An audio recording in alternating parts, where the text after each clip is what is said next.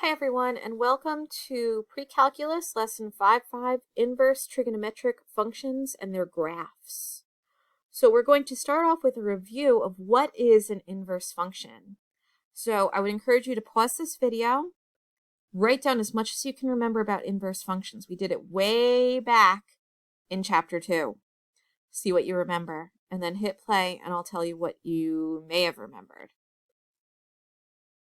So an inverse function switches the input and output values of a function.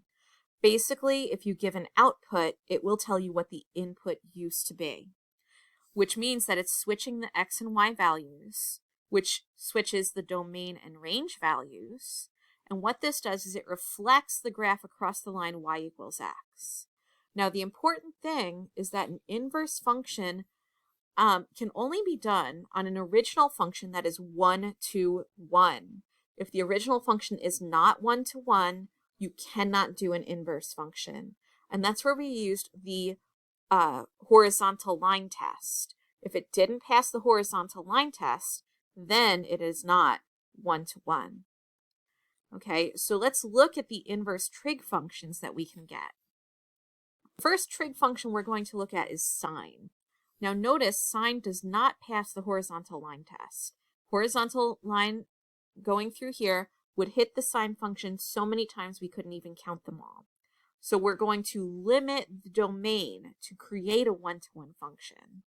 And we're going to limit it to negative pi over 2 all the way up to positive pi over 2. Negative pi over 2 to positive. And notice in this area, if I drew a horizontal line, it would only touch once.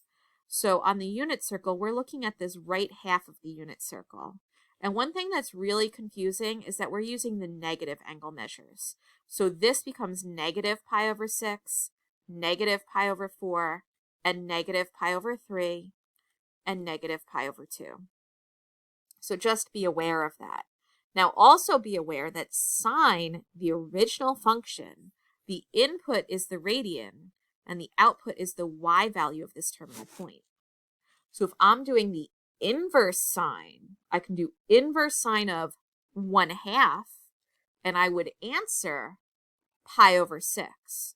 So the inverse functions, when you use them, they give you a radian measure from your unit circle.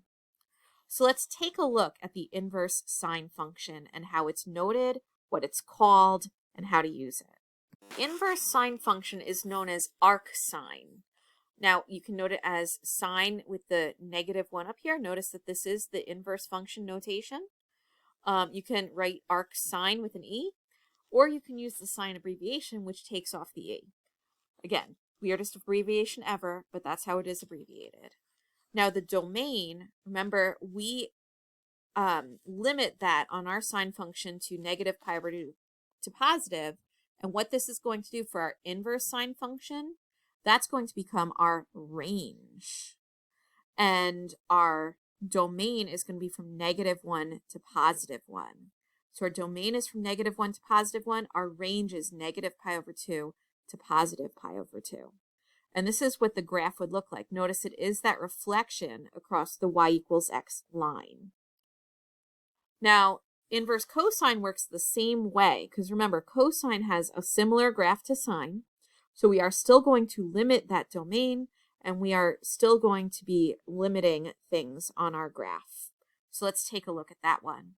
Okay, so the cosine function, the inverse is also known as arccosine. It's known as cosine with the -1 kind of exponent, but that does mean inverse in this case.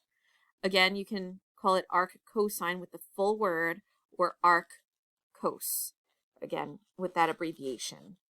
Now, we are limiting our domain differently here.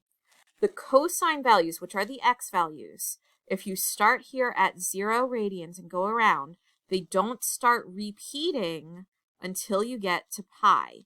After pi is where they start repeating. -3 pi over 2 will be a repeat. Negative square root 2 over 2 right here. So we allow the full top half of the unit circle to be used, and you don't have those negative radian measures anymore. So the domain of our inverse cosine is from -1 to +1, and the range is 0 to pi. Remember, you're answering with the radian measures. You're being given the x values of one of these points. So this becomes more clear with some examples. Let's take a look at what we have here. So I've grouped the examples. We have inverse sine for A, B, and C.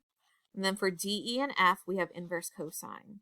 So I'd encourage you to pause this video, try these examples, and then hit play to see if you're right. Okay, in part A, it says sine inverse of 1/2.